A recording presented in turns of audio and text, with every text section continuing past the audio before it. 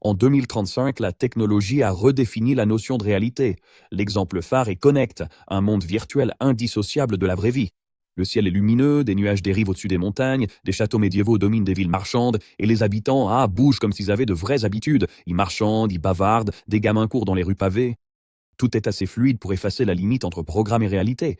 Mais on n'y vient pas pour le tourisme. Connect, c'est une question de pouvoir. Plus de 100 millions de personnes se branchent pour lancer des sorts, porter des équipements épiques et maîtriser des capacités impossibles pour leur corps. Dans des centres serveurs aseptisés, leur corps physique reste immobile dans des pods d'immersion haut de gamme pendant que leur esprit vit dans ce fantasme. Puis l'ambiance change radicalement. Sous la lueur orange du coucher de soleil, un temple en ruine se transforme en bain de sang. Des soldats tombent, et même un chevalier lourdement équipé est déchiqueté par l'invisible, ses défenses devenant inutiles. Au milieu du chaos, Bae Do-yoon, alias Crash, surgit sous une cape sombre en lambeaux. Son aura est telle que tout le monde se fige. Les survivants sont terrifiés, mais assez désespérés pour l'attaquer. Ils voient un homme seul face à un bataillon, alors leur commandant essaye de les motiver en leur faisant croire que le nombre fera la différence. Ils chargent tous ensemble, hurlant comme s'ils pouvaient l'ensevelir sous leur corps. Crash ne bronche pas. Une lumière bleue glaciale brille dans ses yeux sous la capuche. C'est le 13e joueur au classement de Connect et un psychokinésiste, ce qui veut dire qu'il se bat en contrôlant des forces plutôt qu'en comptant sur une épée. Quand la foule se rapproche, il bouge avec une grâce irréelle, esquivant les attaques comme s'il les lisait avant qu'elles n'arrivent. Un lancier se jette sur lui et ne touche que du vent, et les soldats comprennent enfin qu'ils n'affrontent pas un guerrier ordinaire. Ils font face à quelqu'un voyant le champ de bataille comme un outil. Le commandant fait tirer les archers et des flèches pleuvent sur Crash. Il lève la main et les rondule. Toutes les flèches se figent, suspendues en défiant la gravité. Les soldats, abasourdis, lèvent les yeux au ciel, voyant leur assaut le plus puissant stopper net. Puis Crash inverse tout. D'un geste, les flèches repartent vers la formation plus vite encore. Les soldats tentent d'esquiver, mais sont trop serrés. Des hommes sont transpercés par leurs propres alliés et la charge vire au chaos. Crash pousse encore plus fort, il étend sa volonté sur le sol et les armes abandonnées lui répondent. Épée, hache, hallebarde s'élèvent dans les airs, enveloppées d'une aura bleue. Elles gravitent autour de lui comme un halo mortel. Les soldats jurent à voix basse, sachant leur fin proche. Crash abaisse la main, et l'arsenal flottant s'abat en tempête, balayant tout dans un éclat de lumière bleue. Ensuite, la lumière du soleil inonde une grande salle qui devrait inspirer la sainteté, sauf qu'elle est jonchée de cadavres. Le sang s'étale sur les dalles de marbre, et des chevaliers en armure brisée gisent partout. Crash traverse la pièce, laissant des traces écarlates, sans culpabilité, concentré, comme pour une simple course. Près de l'entrée, il trouve un vieil évêque en habit d'apparat, affaissé contre un pilier et à peine vivant. L'évêque marmonne des prophéties de sauveur promis, mais Crash fixe le collier autour de son cou. Il saisit l'évêque par le col, le soulève et arrache son collier. L'évêque, terrifié et furieux, les accuse d'avoir brûlé des villes et tué des innocents, demandant des comptes. Crash reste de marbre, l'ignorant, et rejette la faute sur la guilde qui a trahi l'Empire. Soudain, il sent le sol vibrer. Des rivaux approchent déjà. Il grimpe les escaliers en courant vers l'hôtel pendant que l'évêque, dans un dernier souffle, le maudit. En haut, il y a un coffre de pierre sonné. Crash enfonce l'amulette bleue volée dans le mécanisme et des cercles magiques bleus lumineux s'épanouissent alors que le seau se brise. Le couvercle glisse et, au lieu d'un passage secret, une lumière blanche aveuglante prend la forme de 3 trésors flottants, un calice, un grimoire épais et un cristal dentelé. Crash les reconnaît aussitôt comme les tout premiers objets de rang mythiques jamais vus dans Connect. Il se souvient comment, il y a 5 ans, les grandes guildes se sont alliées à l'empire du jeu pour monopoliser les ressources et déséquilibrer le jeu à des fins lucratives, transformant le monde en un véritable désert. Crash est un des rares joueurs solo d'élite et il vient de dérober le prix ultime à leur barbe. Il ouvre son inventaire, prend les 3 objets et sourit en pensant que les grandes guildes vont enrager devant le coffre vide. Alors qu'il s'apprête à partir, il aperçoit un intrus, un objet rectangulaire gris au sol, comme une vieille cartouche de jeu. Troublé, il s'en saisit. Au contact, tout s'effondre. Sa vision se brouille, son corps convulse et une erreur de connexion l'envahit.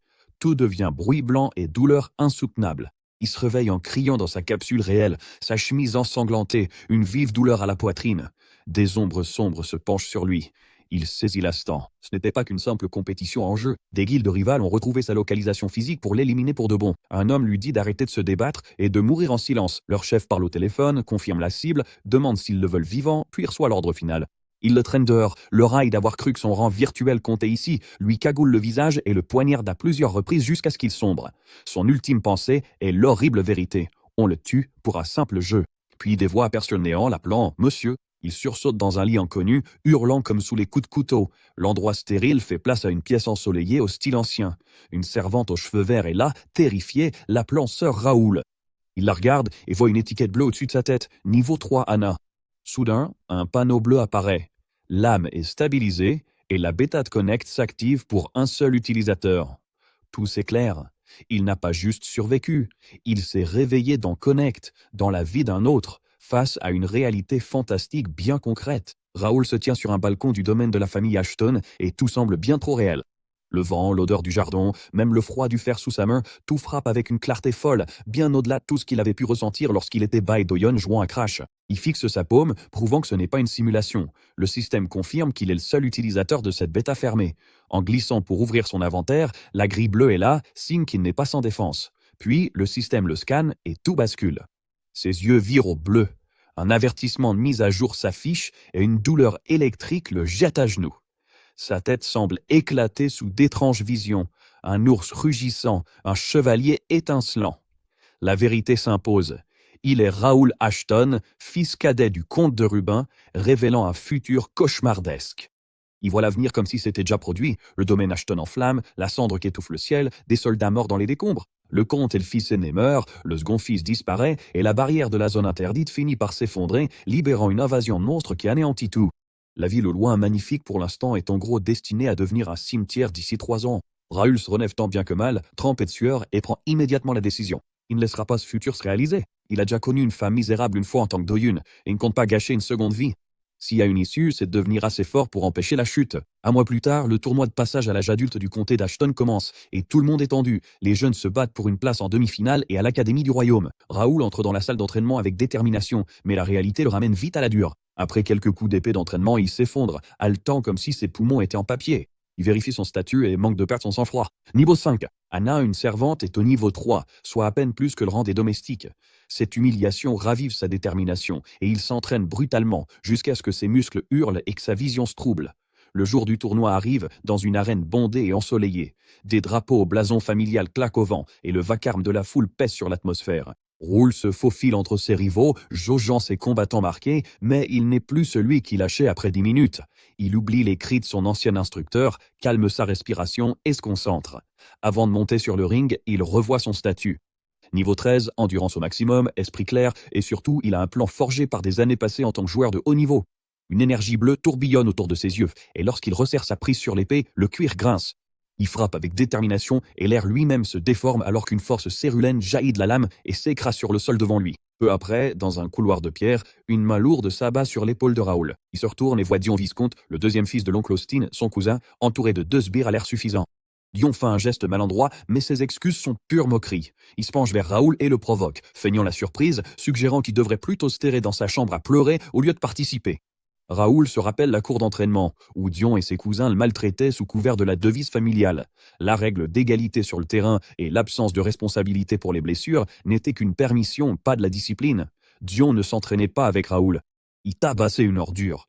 Dion s'approche et lâche la menace. Raoul devrait se retirer pendant qu'il le peut, car cette fois, il n'y aura pas que des bleus. Il jure de lui briser tous les os. Et il dit à ses sbires de laisser passer le crieur et s'en va, s'imaginant déjà en train d'écraser Raoul plus tard.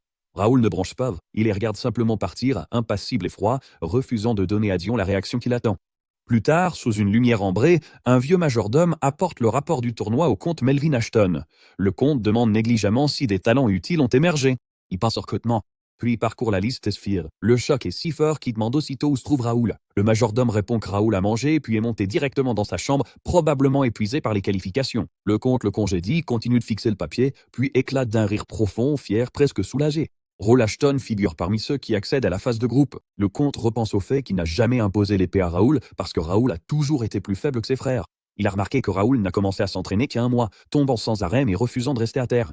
Il était au courant du harcèlement, mais il s'est retenu, pensant qu'intervenir ne ferait qu'enfermer Raoul dans la honte et la dépendance. Il voulait que Raoul se débrouille seul, et maintenant il y est enfin parvenu. Le comte décide qu'il va aller voir Raoul en personne. Le jour de la finale arrive et le stade Colisée est bondé, bruyant au point de faire vibrer l'air. La foule hurle pour du sang et du spectacle, criant aux combattants d'arrêter de faire traîner les choses. Au milieu de toute cette poussière et de ce vacarme, Raoul affronte un adversaire aux cheveux verts qui commence à craquer. Le type frappe fort en sueur, frustré, pestant intérieurement, parce qu'il ne comprend pas pourquoi ce gringalet ne tombe pas tout simplement. Raoul respire fort, mais son regard reste vif et il refuse de céder. Edmond tombe du ciel comme une météorite, sa lame s'abattant avec assez de force pour fendre l'arène en deux. Des étincelles jaillissent à l'impact alors qu'il tente d'écraser Raoul sur le champ. Raoul plante ses pieds et encaisse de plein fouet, ses bottes raclant la terre tandis que le sol se fissure sous lui. La foule n'en revient pas qu'il soit encore debout. La sueur lui coule sur le menton. Il respire bruyamment, mais sa garde ne faiblit jamais. Ses yeux restent fixés, vifs et défiants. Edmund perd son sang-froid. Une vague de mana bleu jaillit de son épée dans un arc sauvage, déchirant aussi bien le sable que l'air. Il lance des insultes et frappe dans tous les sens, essayant de submerger Raoul par la force brute. Raoul esquive tout, se glissant sous les coups mortels, anticipant chaque mouvement. Quand Edmond abat de nouveau sa lame, Raoul la bloque net avec sa garde. L'air vibre sous le choc, mais Raoul ne branche pas. Il ignore les cris d'Edmund, puis il repousse, soulevant un mur de poussière. La foule s'agite. La foule hurle pour qu'Edmund achève le combat. Poussé par son orgueil, il cesse de se retenir. Son aura explose, la mana bleue inonde son arme, submergeant l'acier d'une énergie pure, l'épée de mana. Le public panique, sachant qu'un seul coup direct serait fatal. Edmund se projette en hauteur, la lame lumineuse traînant derrière lui comme une comète. Il l'abat de toutes ses forces, mais juste avant l'impact, quelque chose ne va pas. Raoul n'esquive pas, il ne part pas non plus. Il se contente de regarder, les yeux brillants de bleu. L'épée de mana explose contre le sol dans une déflagration aveuglante qui engloutit l'arène. La poussière engloutit tout, puis une voix perce le chaos, déclarant le combat terminé.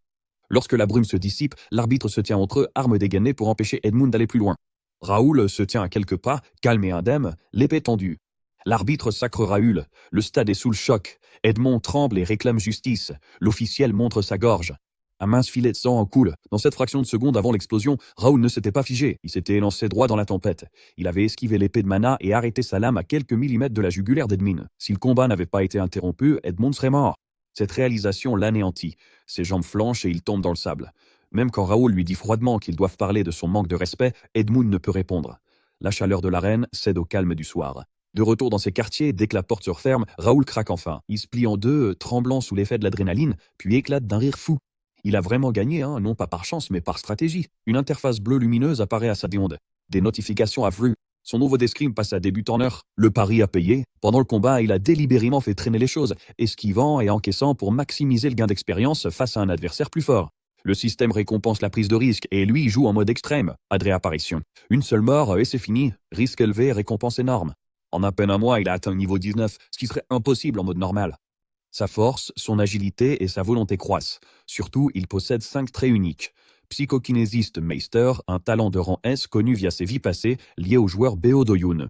Lignée royale, le trait de rang A de ce corps. Les autres restent verrouillés. Il esquisse un sourire en coin, réfléchissant déjà jusqu'où il peut aller. Le tournoi continue et Raoul domine. Portant l'ours et l'épée, il terrasse chevalier et duelliste. L'arbitre scande son nom. La foule passe de la moquerie à la stupéfaction lorsque le plus jeune fils du comte atteint la grande finale. Des chuchotements évoquent la chance, la ruse, un coup de bol. Ils n'en ont pas la moindre aînée. Dans la poussière du combat, ses yeux brillent faiblement alors qu'il utilise une télékinésie subtile pour dévier les lames et déséquilibrer ses adversaires. Les civils ignorent encore les capacités des joueurs. C'est l'alibi idéal. Il masque ses gestes en jouant la comédie, réservant la vérité pour l'arrivée de vrais joueurs. De retour dans sa chambre, il travaille son sourire innocent quand on frappe à la porte. Yvan, le vieux majordome, entre et cherche d'éventuelles blessures. Raoul le rassure d'un geste, disant que les soigneurs s'en occuperont.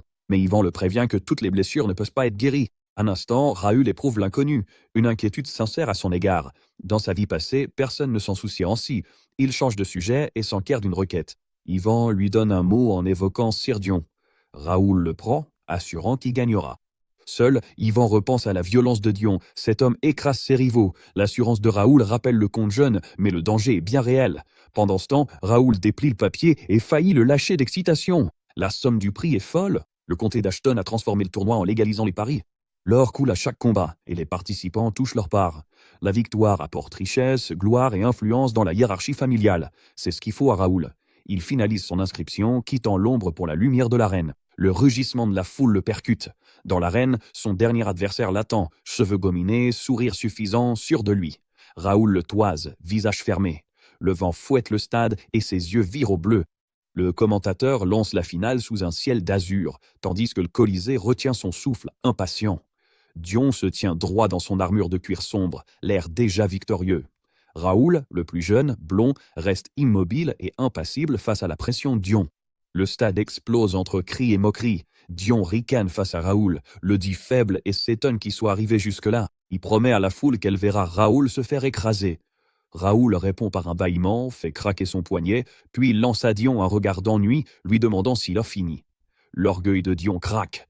Du mana violet jaillit, si dense que l'air tremble, et la foule crie face à sa puissance. Raoul n'est pas impressionné. Un écran de statut bleu apparaît qu'il est seul à voir. Dion, chevalier expert de niveau 42, a des stats élevés, mais son potentiel plafonne en classe B. Raoul le remarque, Dion semble terrifiant, mais il a déjà atteint sa limite. Dion fonce, hurlant qu'il va le tuer, balançant des coups lourds et mortels. Raoul ne recule pas et n'affronte pas directement l'attaque. Il se décale, dévie et esquive chaque coup avec des mouvements serrés et efficaces. Dion tranche le sable là où Raoul se trouvait, soulevant un nuage de poussière. Dion continue de frapper et de crier, mais Raoul continue d'analyser. Dion frappe fort, mais il manque de contrôle sur son corps. L'élasticité de ses muscles est pire que prévu. Ses attaques sont prévisibles, et pour Raoul, ses coups tracent des lignes d'alerte lumineuses avant de frapper. Dion s'engage trop, et Raoul lui crochette la cheville d'un geste simple, presque enfantin. Raoul y voit une escrime de noble amplifiée par la mana, sans réelle expérience de combat.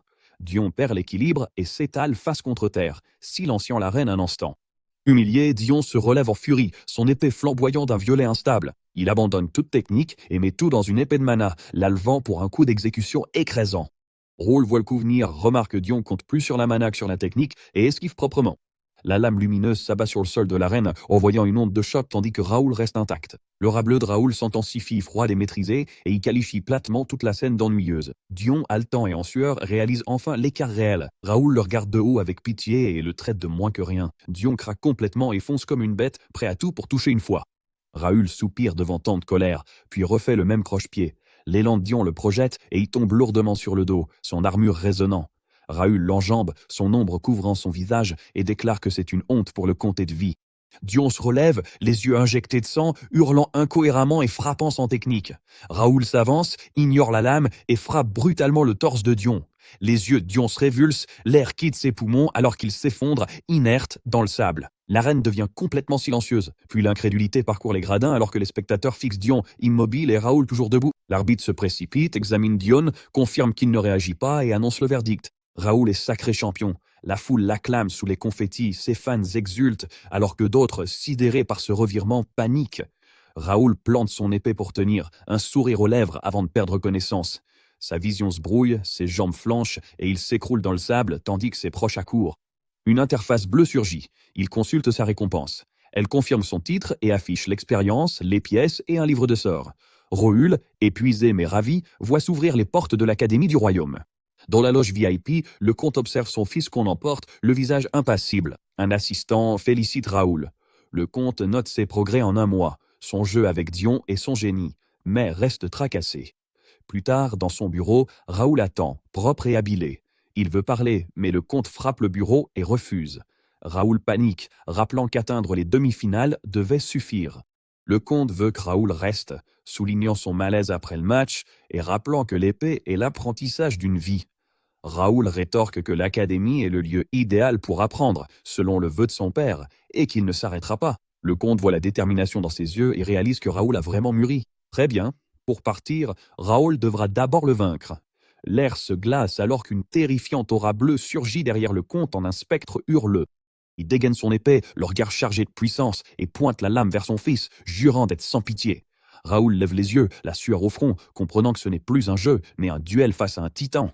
Un mois plus tard, le comté s'agite comme pour une guerre. Sous un ciel éclatant, une immense colonne sort des portes du château, des soldats en armure marchant en rang parfait, les bannières claquant au vent, tout cela organisé autour d'une modeste calèche protégée au centre. À l'intérieur, Raoul expire enfin. Il voit le paysage et murmure qu'il est enfin sorti soulagé. Mais cette liberté a un prix, et il repense au cauchemar de ce voyage. Dans la salle, son père trônait tel un titan, une aura bleue en forme de crâne derrière lui. La pression semblait broyer les os de Raoul. Raoul s'élança tout de même avec une épée d'entraînement désespérée et rapide. Le comte l'accueillit férocement, leurs lames s'entrechoquant au point de faire trembler les bras de Raoul. Puis le comte lui montra sa vraie maîtrise de l'épée, un cyclone d'énergie bleue jaillissant tel un ouragan. Raoul se revoit englouti par cette vague et perdant connaissance, comprenant sa vraie force. Dans la calèche, il voit le château s'éloigner, la mâchoire serrée.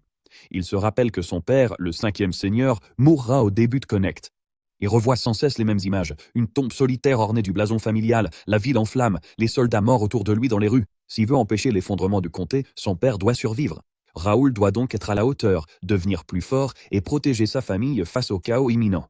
Il se souvient aussi de la fin du duel, lui à genoux, haletant, le corps en miettes, le comte exigeant son abandon.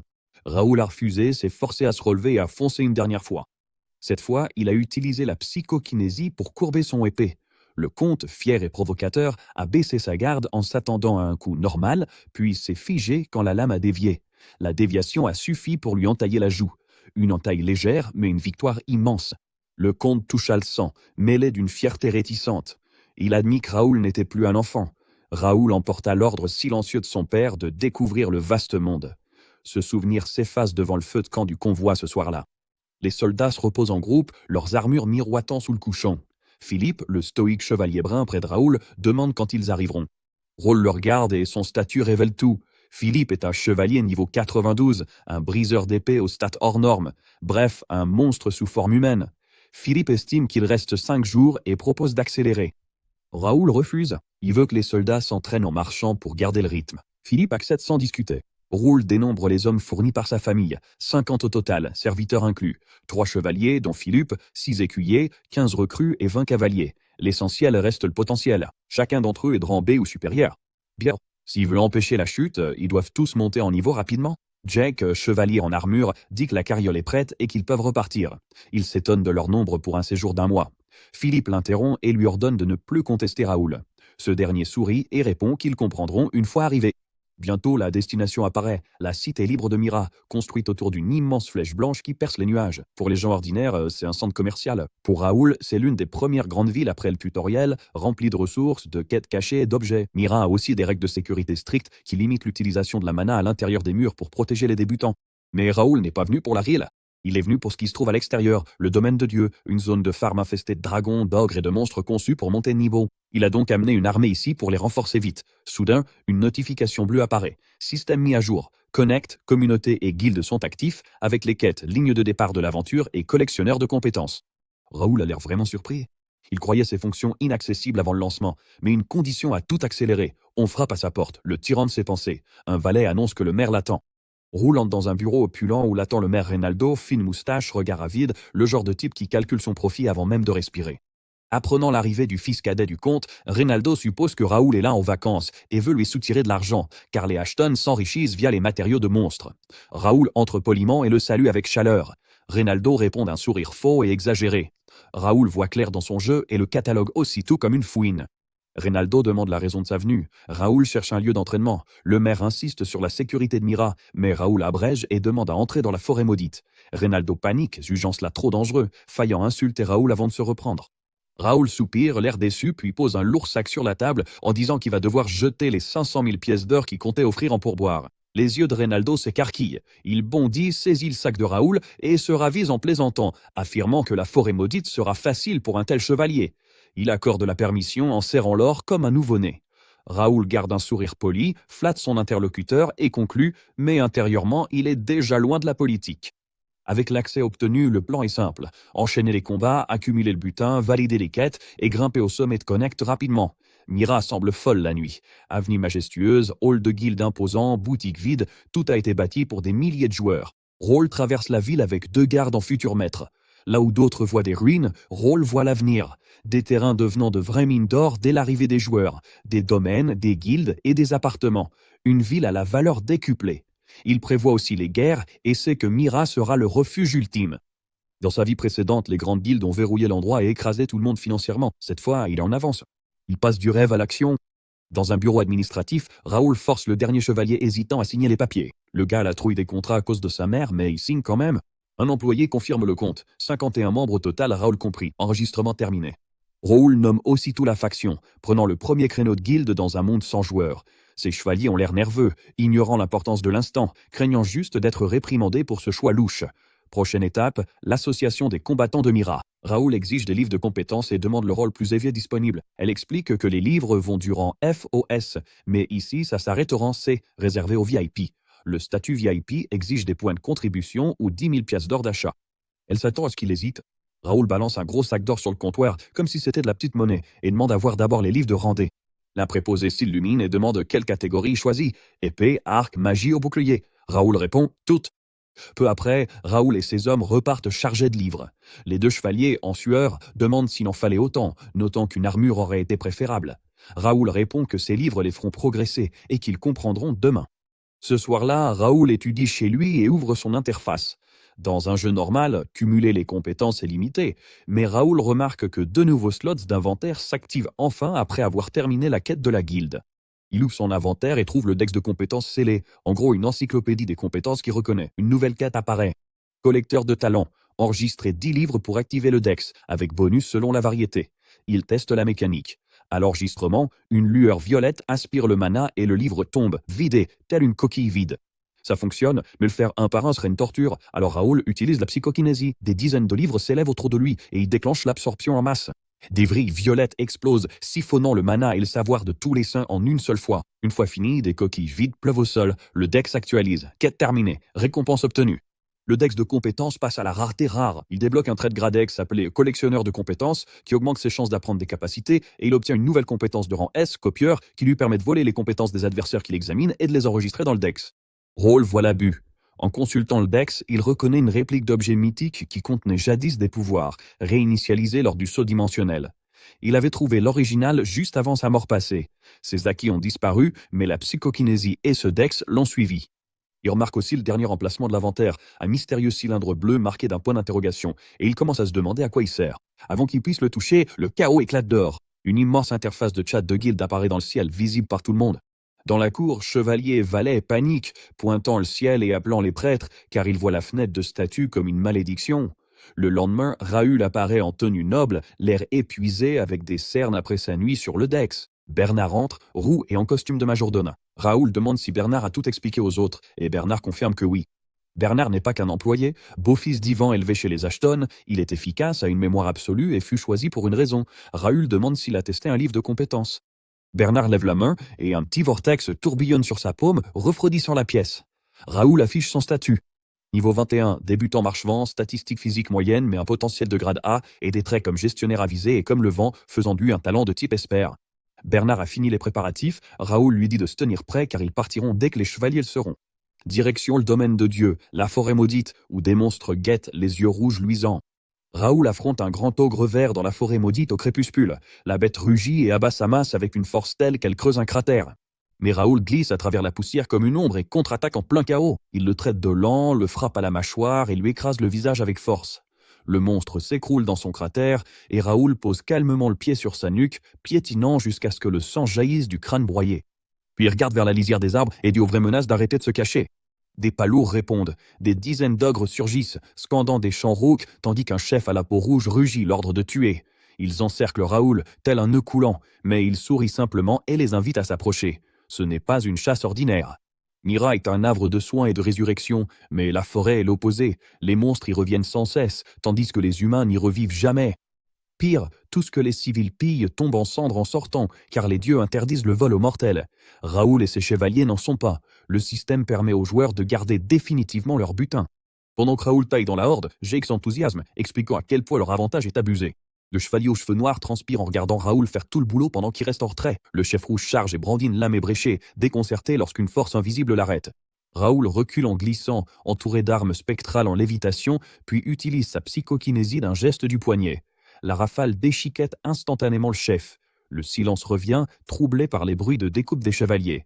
Jake sourit en travaillant, louant l'utilité de Raoul avant de se faire rembarrer. Il admet que le voyage à Mira vaut le coup. Raoul redescend, une énergie sombre tourbillonnant autour de lui, en aspirant l'essence et le butin dans son inventaire, puis il adopte un ton amical, remercie tout le monde et leur promet qu'ils seront plus forts en étudiant les livres de compétences. Le chevalier noir serre sa dague, comprenant ses mots.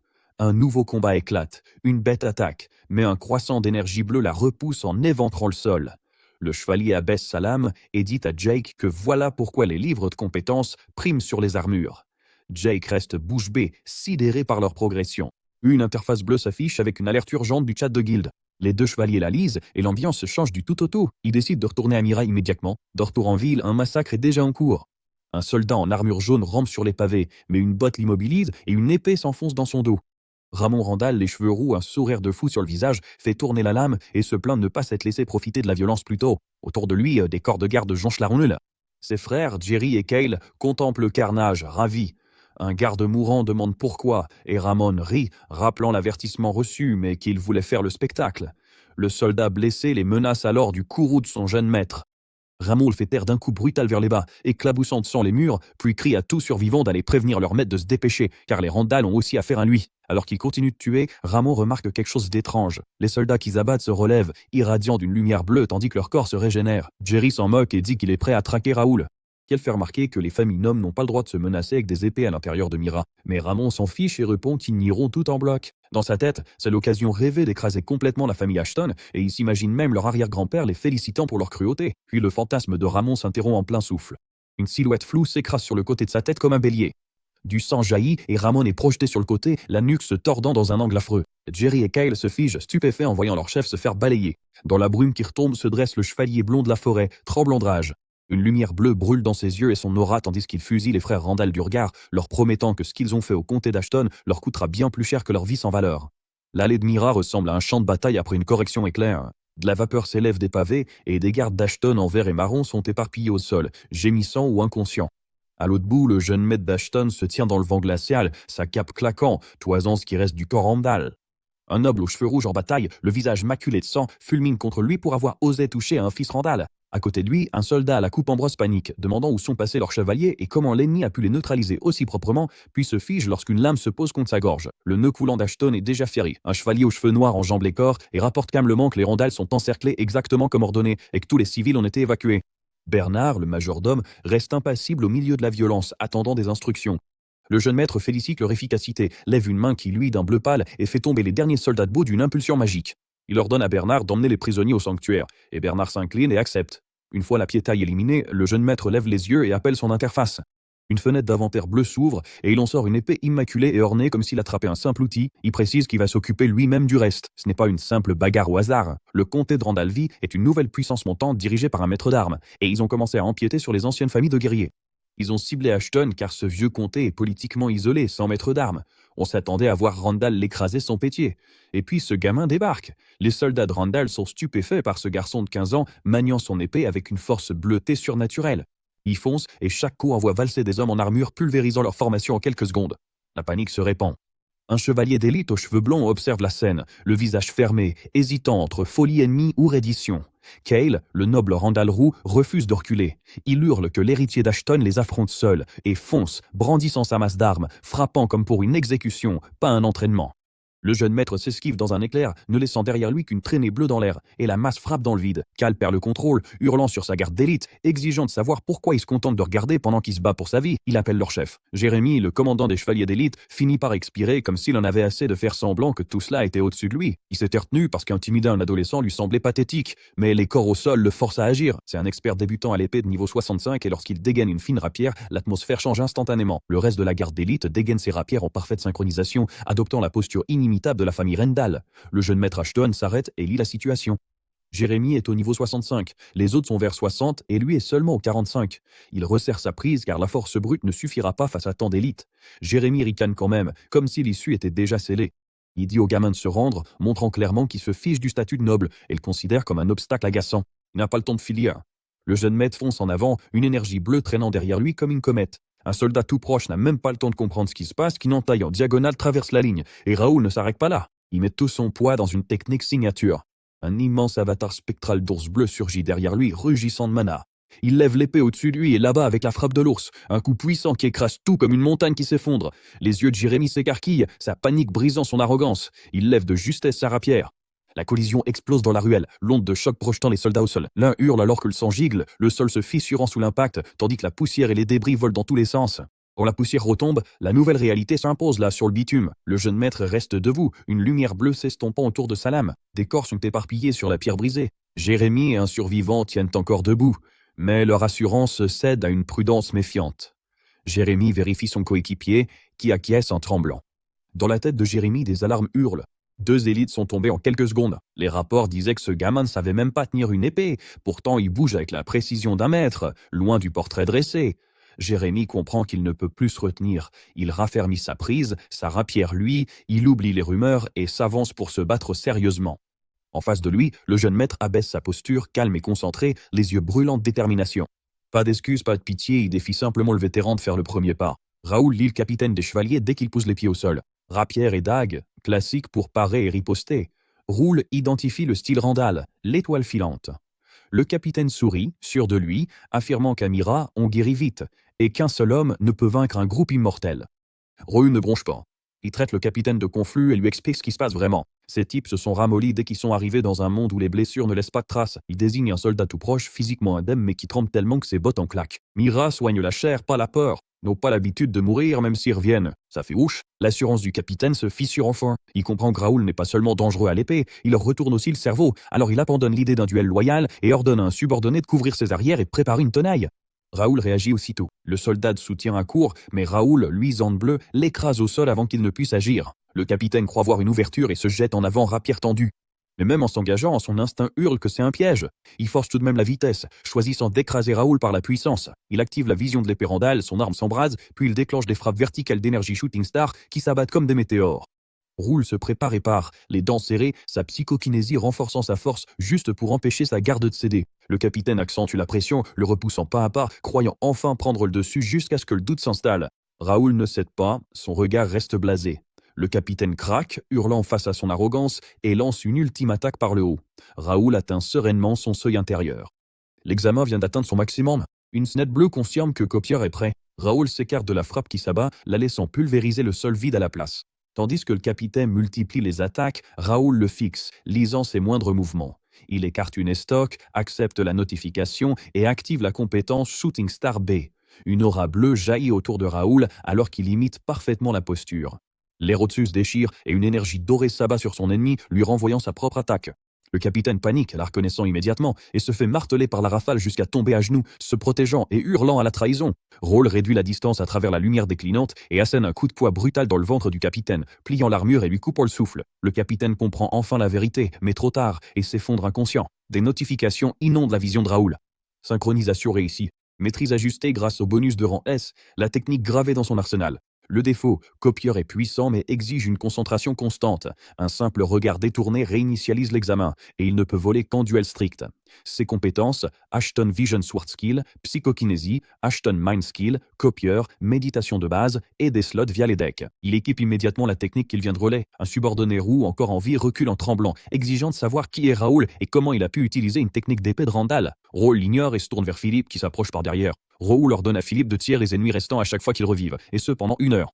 Philippe s'incline, transmet l'ordre, et les troupes répondent bruyamment.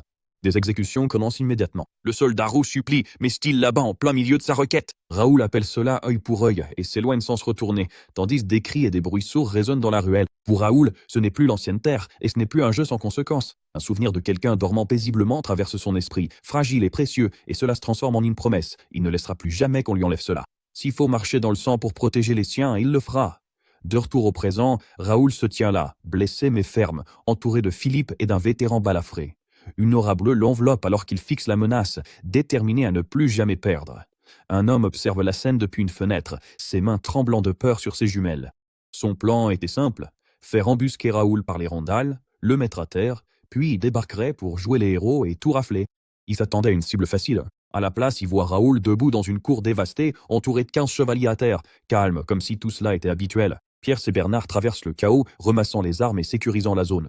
Raoul leur ordonne de partir et ses hommes obéissent aussitôt. L'observateur est terrifié. Si Raoul a terrassé 15 chevaliers seuls, ce n'est plus un simple noble, c'est un maître d'armes. S'il est si fort, il remontera jusqu'à l'instigateur du piège. Le type comprend que pour survivre, il doit changer de camp et se rallier au comté d'Ashton avant que Raoul ne le retrouve. Plus tard dans sa chambre, Raoul admet qu'il a peut-être été trop loin, mais que les récompenses en valent la peine. Une fenêtre du système confirme la réussite d'une Katsugen pour avoir sauvé son peuple et puni la famille rivale. Notez B.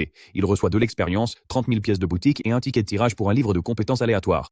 Il balance le butin sur le bureau, 5 000 pièces d'or des Randall, un sac magique au volume d'une calèche et un ensemble d'armes de grade unique, rapière et main gauche. Mais son vrai but, c'est le ticket de compétences. Malchanceux au tournoi, il espère un bon tirage et déchire le ticket. Une lumière révèle un grimoire flottant. Le système lui attribue la lance Rivera niveau B. Raoul exulte. Cette maîtrise est idéale pour son voyage vers la capitale. Son mois a mis râpé et il promet de tenir bon. 1 semaine plus tard, Raoul traverse une forêt lunaire en combattant des monstres. Il transperce une énorme bête verte qui se dissout en lumière. Un carillon retentit, niveau supérieur. Au niveau 51, il est promu et le système l'élève du rang d'utilisateur à expert à l'épée. Ses pouvoirs psychiques progressent aussi, de débutant à intermédiaire. Bernard s'emballe et le félicite pour sa maîtrise de l'épée à 15 ans. Raoul teste aussitôt sa compétence. Il lève la main, fait léviter des rochers sans effort, puis les projette au loin. Ensuite, il lance l'attaque de l'ours. Enveloppé d'énergie bleue, il bondit et abat son épée, créant une onde de choc et un cratère. Quand la poussière retombe, Bernard plaisante, Raoul peut tout faire sans eux, ils n'ont qu'à se détendre. Pierce le frappe aussitôt, et Bernard se rétracte. C'était une blague. Pierce lui dit qu'il ne fait que jacter. Raoul les regarde se chamailler avec un petit sourire, puis intervient et dit qu'il ne fait pas de pause. Pierce demande ce qu'ils font ensuite et suggère de contacter la famille, car le comte serait ravi. Raoul refuse et dit qu'il leur annoncera lui-même plus tard, gardant l'amélioration secrète pour l'instant. Il lance un regard à Bernard qui signifie clairement qu'il doit garder le silence. Raoul scrute les bois sombres et décide que la chasse est terminée. L'appât est en place et il est prêt pour la prochaine étape. Il ordonne le retour en ville et le trio repart pendant que Raoul, l'œil vif, défie mentalement les menaces de l'Empire de tenter leur chance. En ville, Nakia termine un long service dans son atelier de potions, s'étire pour chasser la raideur et ressent de la fierté. La demande explose. Étagères et bacs débordent de matériaux, racines, griffes de monstres et fluides étranges. Avant, c'était dur à trouver, car les monstres étaient rares ici. Mais désormais, les chevaliers d'Ashton livrent des paniers pleins, assurant son stock. Au-delà du commerce, chaque matin, les gens du comté passent la voir, s'enquérir d'éventuels incidents nocturnes et s'assurer qu'elle va bien. Raoul, lui, vient à l'esprit. Elle le trouve un peu excentrique, mais elle lui est vraiment reconnaissante. Puis ses pensées dérivent vers sa beauté, et elle se reprend gênée. Il a 15 ans, 8 ans de moins qu'elle, et c'est un no-gars. Elle se force à sortir de ses pensées alors qu'elle arrive chez elle. Elle ouvre la porte et appelle joyeusement sa petite sœur Nikki, s'attendant à une réponse. Rien, ce silence lui paraît anormal. Elle appelle de nouveau et se dirige vers la chambre, pensant que Nikki s'est peut-être endormie tôt. Elle ouvre la porte et se fie. La pièce est vide, mais une dague est plantée dans l'oreiller, maintenant une note froissée. Nakia se précipite, l'arrache et lit que sa sœur a été enlevée. Le message lui ordonne de ne prévenir personne et d'attendre des instructions si elle veut revoir Nikki. Ses mains tremblent tant que le papier se froisse. L'horreur la submerge, les larmes montent alors qu'elle prie pour que ce ne soit qu'un cauchemar et que sa sœur soit sauve. Nakia fonce à travers Mira, les poumons en feu, répétant le nom de Nikki pour conjurer le sort. Elle trébuche, s'écrase sur les pavés et comprend que les rumeurs d'enlèvement n'étaient pas des rumeurs. Elle se relève tant bien que mal, cherchant de l'aide du regard, mais tout lui semble vain. Le gouvernement de la ville est trop lent et probablement compromis. Les gardes de la porte ne lèveront pas le petit doigt, et engager des mercenaires ou la guilde coûterait du temps et de l'argent qu'elle n'a pas. Puis elle se souvient de la promesse de Raoul. S'il lui arrive quelque chose, elle doit le trouver. Elle force son corps à bouger et court droit vers lui. Au même moment, Raoul reçoit une notification bleue de la part de Pierce. Nakia se dirige vers lui. L'expression de Raoul se durcit, comme s'il attendait précisément ce moment. Il ordonne à ses chevaliers, déjà agiles sur les toits, de se poster et de surveiller leurs cibles. Puis, il ouvre Connect Community et saute dans le Link Café, son ancien centre d'information. C'est toujours là, un vrai code de triche. Il recherche Free City Mira, affiche les données de quête et les points de départ et vérifie chaque détail pour s'assurer que son plan ne comporte aucune faille. Quand Nakia arrive, Raoul est impatient, espérant changer son destin. Dans la chronologie originale, elle est connue comme l'alchimiste folle, la sorcière assoiffée de sang, un cauchemar de gaz toxique et de cadavres. Mais la fille est terrifiée dans sa grande cape rouge, les larmes aux yeux. Elle lui saisit le bras en le suppliant d'aider Nikki, qui a disparu. Raoul la rassure d'une main sur l'épaule, lui nie de respirer et promet que sa sœur ira bien. En sanglotant, Nakia explique que Nikki a été enlevée il y a 2 heures chez une voisine, s'en sentant responsable. Raoul écoute et dit qu'il a déjà une idée précise de l'endroit où ils ont emmené l'enfant. Il dit à Bernard de rester avec Nakia pendant qu'il s'occupe de l'assaut. Bernard s'incline, lui assure qu'elle a fait le bon choix et dit que Raoul tient toujours ses promesses. Dehors, Pierce et un grand chevalier en armure attendent avec les chevaux. Pierce confirme qu'il suit la trace des Cid. Raoul dit qu'il a aussi obtenu l'autorisation du maire Reynaldo, une FNAT système à Paroué. Quête de raid, ville libre de Mira. Objectif, vaincre des bandits inconnus, sauver les otages, attaquer la plombe dans la forêt. Raoul demande à Pierce s'il a remis la liste des rats présents en ville au maire. Pierce confirme la stupeur du maire. Raoul a déjà utilisé les données du Link Café pour démasquer les espions de Mira pour empêcher tout sabotage de l'opération. Ils partent au galop, quittant la ville pour la nature sauvage. Dans la forêt, ils mettent pied à terre et progressent. L'unité de Pierce fond dans le feuillage, observant l'ennemi. Pierce part en éclaireur, repère des traces au sol et les suit vers une paroi rocheuse. Il lance l'opération et saute des arbres. Il active la détection, la mana inonde ses yeux les faisant briller en rouge. À travers la pluie et l'obscurité, un cercle magique rouge surgit sur la falaise, couvrant une entrée cachée. 2 gardes se tiennent là, ignorant que leur camouflage a échoué. Pierce prévient Raoul, qui répond qu'ils arrivent dans 5 minutes. En attendant, Pierce repense à il y a 5 mois, quand Raoul n'était qu'une plaisanterie. Personne ne voulait intégrer sa suite. Chevaliers et serviteurs se moquaient de lui, le jugeant moins doué que ses frères. Raoul ne renonça pas. Il rejoignit le terrain et approcha Pierce, en difficulté avec son épée. Raoul lui proposa son aide. Pierce doutait, mais Raoul corrigea sa posture, fluidifiant aussitôt ses mouvements. Raoul a noté que la force de Pierce était son agilité plutôt que sa force brute et a suggéré qu'il perfectionne son tir à l'arc, un talent que Pierce gardait secret pour presque tous. C'est à ce moment-là que Pierce a décidé de le suivre. De retour au présent, Pierce tient son arc qu'il maîtrise en expert grâce à Raoul et au livre de compétences. Il perçoit des sabots puis saute de l'arbre alors que Raoul arrive sur un cheval blanc accompagné de son escouade en armure. Raoul examine la falaise. Le système y voit une planque de bandits et signale une barrière à 3 cercles brouillant la vue et repoussant les intrus. Raoul reconnaît la structure. Elle est identique à celle des repères d'espions de l'Empire de Cronan, les lignées impériaux. Ce ne sont pas de simples ravisseurs. Des agents d'élite traquent les joueurs, les font chanter et les bloquent. Raoul veut les écraser d'emblée, avant qu'ils n'émènent. Il fait signe à Pierce. Pierce tire aussitôt une flèche chargée d'énergie transperçant le casque du garde à l'entrée et le mettant à terre avant qu'il n'ait pu émettre le moindre son. Raoul s'avance vers la porte en bois, les yeux fixés sur le cercle magique rouge qui la scelle. Il sort un parchemin de dissipation, puis il s'arrête. Il peut voir le flux de mana à l'intérieur de la barrière, complexe et structurée. Il décide de ne pas gaspiller d'argent ni d'objets s'il peut la briser lui-même. Il dégaine une dague, la remplit de mana jusqu'à ce qu'elle brûle d'une lueur bleue, puis fend l'air d'un coup sec. La lame entaille les lignes de force de la barrière. Le cercle se fissure comme du verre et éclate en étincelles. Le système confirme que la barrière est détruite, et Raoul note l'or économisé en agissant seul. Depuis les hauteurs, un rôdeur encapuchonné observe et ordonne à Jackson et Neil de lancer la diversion, avant de leur donner le signal d'entrée. 2 silhouettes en cape se détachent pour se mettre en position, et le rôdeur descend rejoindre le groupe. Raoul vérifie son soutien Pierce, le rôdeur, ainsi qu'une chevalière blonde et un guerrier aux cheveux noirs en armure lourde, et sent la confiance monter en lui. La voix dégagée, il les mène en avant, sa cape claquant, les yeux brillants de soif de combat, prêt à traquer chaque ennemi caché dans les falaises. Il s'arrête devant les énormes portes en bois du repère des bandits, l'air chargé de tension. Raoul expose la situation froidement. À de quartier. Ils sont là pour chasser, pas pour faire de prisonniers. Curieusement, il tend à Philippe une épée en bois. Il doit porter le coup final avec ça.